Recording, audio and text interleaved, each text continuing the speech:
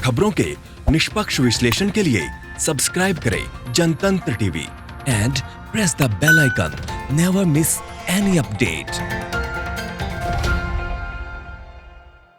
नमस्कार, आप देख रहे हैं जनतंत्र टीवी। आपके साथ मैं हूं अंशिका पाठक। हमारे इस खास बुलेटिन में आपका स्वागत है। ये बुलेटिन खास इसीलिए क्योंकि इसमें देश भर के हमारे रिपोर्टर्स आपके साथ जुड़ेंगे, जो अपने अपने राज्यों के बारे में हर बड़ी खबर आपसे रूबरू कराएंगे। पूरे दिन क्या क्या होने वाला है और किस पर हमारी नजर रहेगी, चाहे वो राजनीतिक जगत से हो जुड़ी खबर या फिर क्राइम की खबर हो, हर खबर आप तक हमारे रिपोर्टर्स पहुंचाएंगे। तो सीधे आपको लिए चलते हैं हमारे रिपोर्टर्स के पास इस वक्त, जो हर अलग अलग राज्य से हमारे साथ जुड़ गए हैं। और अगर हम बात करें राजस्थान से, तो अरविंद पलावत हमारे साथ जुड़ गए हैं और श्रीकांत प्रत्यूष रेजिडेंट एडिटर बिहार से हमारे साथ जुड़ गए हैं। शरद व्यास मध्य प्रदेश से हमारे साथ जुड़ गए हैं और राधा कृष्ण उत्तर प्रदेश की खबरें हम तक पहुंचाएंगे और आप तक पहुंचाएंगे। तो सबसे पहले मैं रुक करना चाहूंगी राधा कृष्ण त्रिपाठी का। राधा कृष्ण, क्या कुछ बड़ी खबरें उत्तर प्रदेश की हैं और किन पर नजर रहेगी हमारी? देखिए, सबसे पहले तो कोरोना के आंकड़े में अपडेट कर दूं कि अभी तक उत्तर प्रदेश में 1986 संक्रमण के मामले आ चुके हैं, जिनमें सबसे ज़्यादा संख्या आगरा 384 है और दूसरे नंबर पर अब कानपुर की स्थिति हो गई है। 197 पहुंच गया मरीजों का आंकड़ा, जबकि राजधानी लखनऊ में 196 मरीज हैं। इसी तरह से नोएडा में 151 और सहारनपुर में भी 150 का आंकड़ा पार हो गया है। अब जो सबसे बड़ी समस्या जो उत्तर प्रदेश सरकार, जो आज जब 10:30 बजे टीम 11 की मीटिंग होगी तो उसमें कुछ सख्त फैसले भी हो सकते हैं। खास करके आगरा और कानपुर को लेकर के सरकार चिंतित है और सरकार इस पर कुछ न कुछ नया फैसला ले सकती है, क्योंकि दोनों जगह के दोनों जो नोडल अफसर आगरा के भी और कानपुर से जो रिपोर्ट आई है वो बहुत संतोषजनक नहीं है सरकार के पास। तो उसको उस हिसाब से अब एक नया प्लान चेकआउट किया जा सकता है दोनों जिलों में, क्योंकि कानपुर को लेकर के कल भी काफ़ी अफरा तफरी रही। कानपुर में कल कई मरीज आए, खासतौर से जो मदरसे हैं, मदरसे से लगातार पेशेंट निकल रहे हैं, लगातार कोरोना पॉजिटिव आ रहे हैं, उसको लेकर के सरकार चिंतित है। कल कई जगह कार्रवाई भी कानपुर में हुई और आज भी पुलिस लगातार उनको देख रही है। स्वास्थ्य की टीमें वहां पहुंची हैं मदरसों में, लोगों का सैंपल लिया जा रहा है और ताकि जो है उनको वो किया जा सके, उनकी रिपोर्ट आने के बाद क्वारंटाइन किया जा सके। और इसके बाद टीम 11 की बैठक है 10:30 बजे मुख्यमंत्री करेंगे। उसमें जो हर जिले पे 15 से 25 हजार क्वारंटाइन सेंटर बनाने के लिए वो किए गए हैं, ताकि जो बाहर से मजदूर आ रहे हैं उनको पर्याप्त संख्या में उनके रहने खाने और की व्यवस्था की जा सके।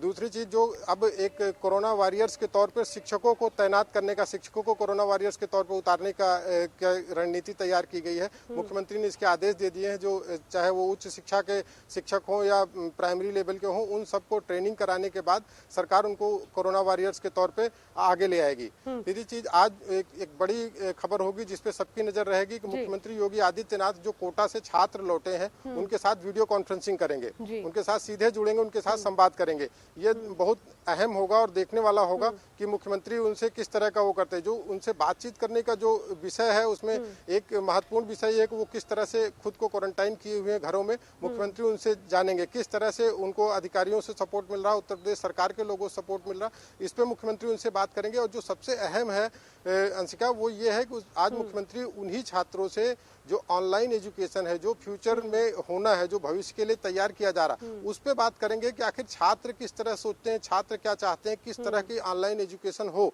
और उसका भविष्य क्या हो, उसमें किस तरह की चीजें इन्वॉल्व की जाए। और ऑनलाइन एजुकेशन से ही एक चीज़ और पे नज़र रहेगी, जो कल कुछ अधिकारियों ने, सरकार की तरफ से भी कुछ चीज़ें आई हैं, कुछ मनोवैज्ञानिकों की तरफ से भी, जो ऑनलाइन एजुकेशन चल रहा है खास तौर से बेसिक प्राइमरी लेवल के बच्चों का, उससे उन पे मानसिक रूप से प्रभाव पड़ रहा है और उसको बंद कर देना चाहिए। सरकार इस पे भी विचार कर रही है। एक आज जो टीम 11 की बैठक होगी, ये समय है, ऐसी स्थिति है राधा कृष्ण कि इस वक्त सबसे ज्यादा प्रभावित जो पढ़ने वाले बच्चे हैं वो भी हुए हैं, क्योंकि लगातार जिस तरीके से स्कूल कॉलेजेस बंद हैं, ऑनलाइन अगर शिक्षा दी भी जा रही है तो उतने तरीके से फुलफिल जो बच्चों की नीड्स है वो नहीं हो रही हैं जितनी ज्यादा जरूरत है। श्रीकांत प्रत्यूष हमारे साथ रेजिडेंट एडिटर जुड़े हुए हैं बिहार से। श्रीकांत, क्या कुछ बड़ी खबरें बिहार की रहने वाली है? कल जिस तरीके से प्रधानमंत्री नरेंद्र मोदी से नीतीश कुमार ने बातचीत की थी वीडियो कॉन्फ्रेंसिंग के जरिए, उन्होंने छात्रों का मुद्दा उठाया था। अन्य राज्य जिस तरीके से अपने छात्रों को वापस लेकर जा रहे हैं, कहीं ना कहीं नीतीश कुमार ने इसको लेकर कहा है कि एक अच्छी रणनीति बनाने की जरूरत है। देखिए, निश्चित रूप से बिहार सरकार की चिंता बढ़ गई है, क्योंकि सोमवार को सबसे ज़्यादा कोरोना संक्रमण के मामले सामने आए हैं। लगभग 69 नए मामले सामने आए हैं और इसके साथ ही राज्य में कोरोना पॉजिटिव मरीजों की संख्या बढ़कर 346 हो गई है। तो राज्य सरकार की चिंता बढ़ी हुई है। कल वीडियो कॉन्फ्रेंसिंग में नीतीश कुमार शामिल हुए थे। प्रधानमंत्री के सामने उन्होंने कई मांगे भी रखी थी और ये भी कहा था कि जिस तरह से बिहार में राजनीति हो रही है, कोटा से छात्रों को लाने को लेकर, बिहार के बाहर फंसे प्रवासी मजदूरों को लेकर, उन्होंने कहा कि कोई ऐसी नीति बनाए केंद्र सरकार जिसके तहत छात्रों को और प्रवासी मजदूरों को अपने अपने राज्य लाया जा सके। तो नीतीश कुमार काफ़ी नाराज हैं। जब उत्तर प्रदेश से बसों में भरकर बिहार के प्रवासी मजदूरों को भेज दिया गया था तो उन्होंने कहा था कि लॉकडाउन की धज्जियां उड़ाई गई हैं और लॉकडाउन का उल्लंघन किया गया है। छात्रों को कोटा से या दूसरे राज्यों में फंसे हैं छात्र, उनको बिहार लाने के पक्ष में वो नहीं है।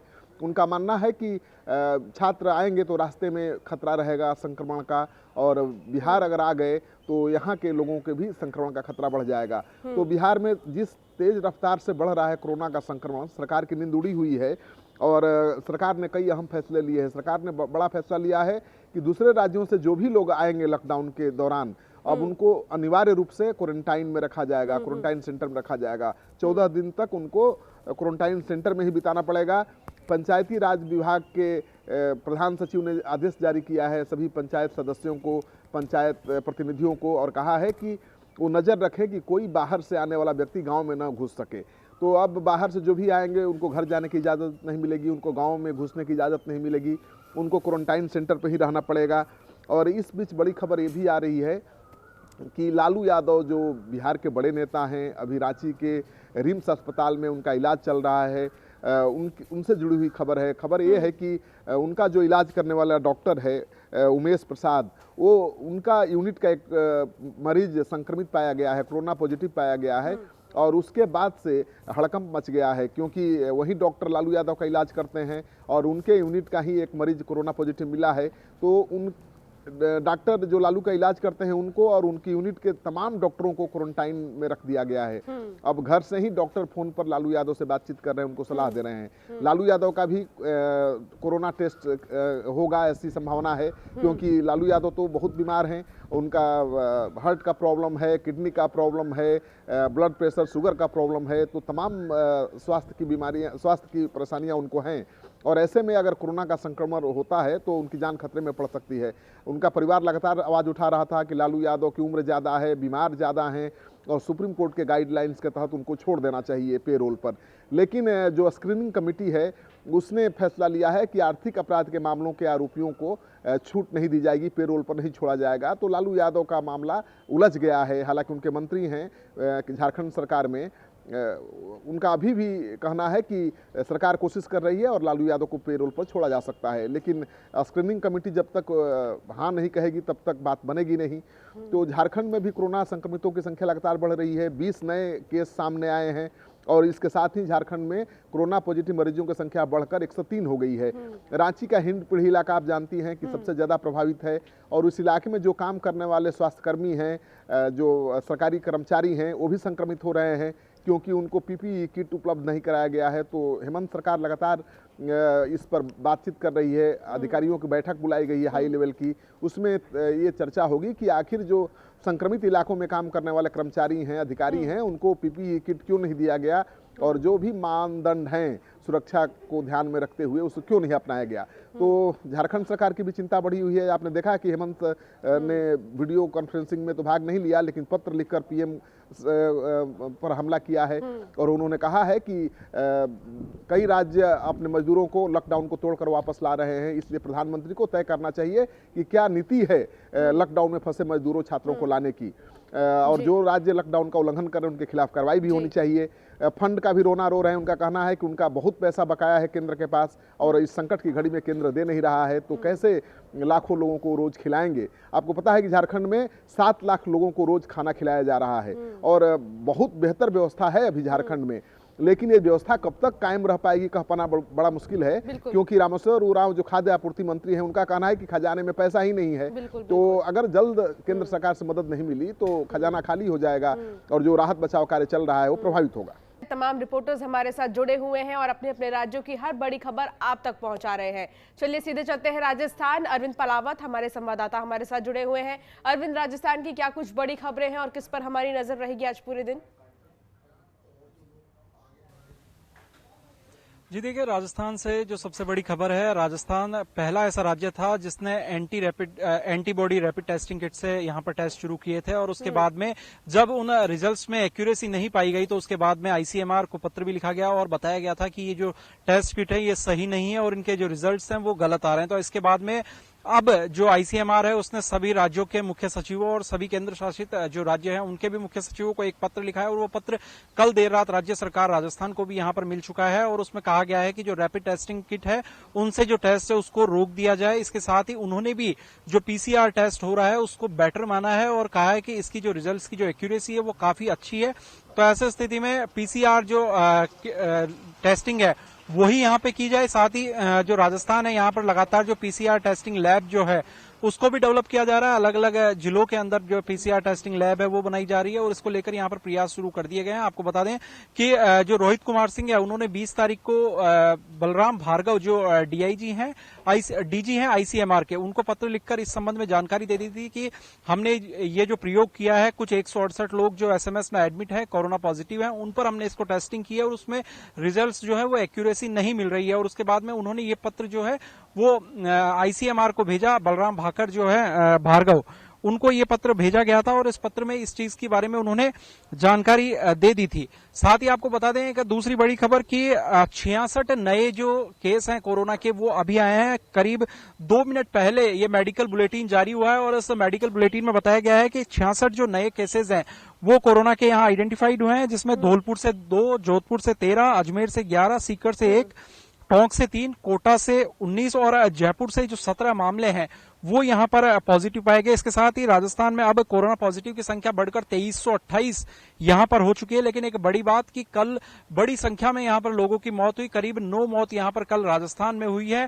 तो ऐसी स्थिति में कहा जा सकता है कोरोना एक विकराल रूप यहां पर लेता जा रहा है। एक ही दिन में 9 लोगों की मौत होना काफी ज्यादा अहम मायने यहां पर रखता है, क्योंकि देखिए राजस्थान में जिस तरह से जो पेशेंट्स हैं वो काफी संख्या में बढ़ रहे हैं और अब तक जो मृतकों की संख्या है वो यहां पर 50 हो चुकी है। तो वहीं यदि जयपुर की बात करें तो जयपुर में आज जो 17 नए मरीज मिले हैं उसके बाद में यहां पर जो कोरोना पॉजिटिव मरीज है उनकी संख्या बढ़कर 850 हो चुकी है। दूसरे नंबर पर जोधपुर जिला है, जो जोधपुर में 388 जो पेशेंट्स है वो यहां पर मिले हैं। तो इस तरह से कहा जा सकता है कि जो लगातार कोरोना का जो खतरा है वो यहां पर मंडरा रहा है और लगातार अलग अलग जिलों में संख्या बढ़ती जा रही है। अजमेर में 135 लोग हो चुके हैं, बांसवाड़ा में 62 है, भरतपुर में आपको बताना चाहेंगे 110 लोग पॉजिटिव है और इसी तरह से कोटा में 184 और नागौर में 116 लोग पॉजिटिव है और टोंक में 126 पॉजिटिव। इस तरह से और जो अन्य राज्य हैं करीब 28 राज्य जो है अब तक कोरोना की जद में आ चुके हैं। राजस्थान के 5 ही जिले ऐसे जहां पर कोरोना का एक भी पॉजिटिव नहीं है। वहीं तो दूसरी ओर अलग अलग जो राज्य हैं जो कोरोना पॉजिटिव से नेगेटिव होते जा रहे हैं, तो कोरोना मुक्त हो रहे थे। लगातार आंकड़े सामने आ रहे हैं। अरविंद, मेरा एक और सवाल है,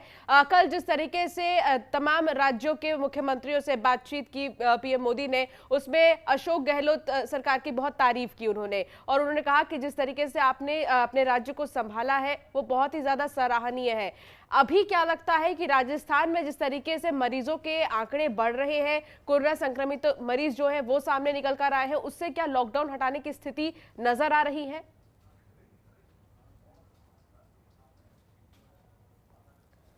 बात आपको बताना चाहेंगे कि 766 जो कोरोना पॉजिटिव थे उनकी रिपोर्ट अब नेगेटिव आ चुकी है और उनको और उनमें से 584 को राजस्थान में डिस्चार्ज किया जा रहा है। बिल्कुल अरविंद, चलिए अरविंद से हम दोबारा साधने की कोशिश करेंगे संपर्क, लेकिन अब सीधे चलते हैं मध्य प्रदेश। शरद हमारे साथ लगातार बने हुए हैं। शरद, मध्य प्रदेश की क्या कुछ बड़ी खबरें हैं और किन चीजों पर आज पूरे दिन हमारी नजर रहेगी? देखिए, मध्य प्रदेश में ऐसे कोई विशेष बड़ी खबर नहीं है, क्योंकि कोरोना अभी इस वक्त वैश्विक समस्या है, देश की समस्या है, इसलिए कोरोना ही महत्वपूर्ण खबर है और इसी खबर पर प्रशासनिक अमला हो या फिर मीडिया जगत हो, सभी की नजरें हैं। मध्य प्रदेश में कोरोना के अब तक मरीजों की संख्या 2300 के ऊपर निकल चुकी है। मरने वालों का आंकड़ा भी तकरीबन 111 हो चुका है। 3 बड़े शहर इंदौर, उज्जैन और भोपाल इस वक्त सबसे ज्यादा रेड जोन में। लेकिन इन सभी के बीच में एक सबसे बड़ा सवाल ये उठता है लोगों के मन में कि कब ये लॉकडाउन क्या आने वाले 3 तारीख को खुल जाएगा।